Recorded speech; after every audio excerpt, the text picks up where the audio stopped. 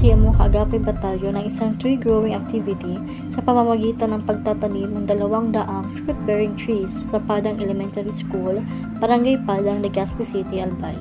Nagsimula ang kaganapan sa alas 6 ng umaga at bahagi ng patuloy na pagsisikap ng batalyon na isulong ang whole of the nation approach bilang suporta sa mga hakbangin sa pangangalaga sa kapaligiran at seguridad ng pagkain na umaayon sa mga hakbang sa adaptasyon sa pagbabago ng klima.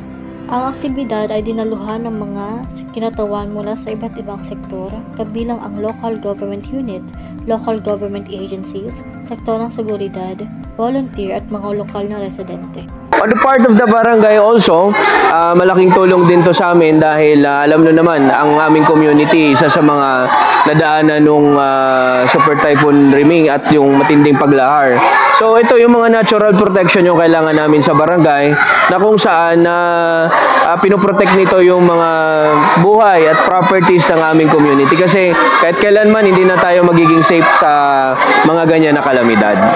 Sa ating stakeholders at sa lahat na naging parte na activity na to, especially ang 9th CMO Battalion, congratulations, isang malaking congratulations sa inyo at pasasalamat na din dahil sa isang napaka-successful na activity. Samantala, kasunod nito ang mga programang kaagapay sa pagbabasa, book donation sa pakikipagtulungan ng Books for a Cause at ni Mr. Ramil Sumangil. Ang programang ito ay naglalayong hikayatin ang pagbabasa at pagbutihin ng literacy sa mga kabataan at komunidad. Dito naman po sa ating book giving na binigay ng mga stakeholders natin sa ngayon, pagsisilbi itong napakalaking tulong sa pagbabasa ng mga bata, lalo na dun sa mga batang hindi pa gaanong marunong magbasa.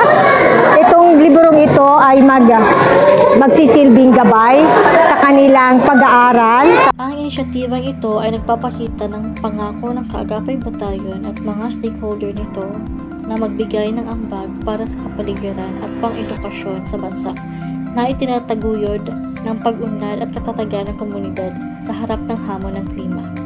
Mula dito sa Padang Elementary School, ito sa Kaagapay Eli para sa Kaagapay News Online.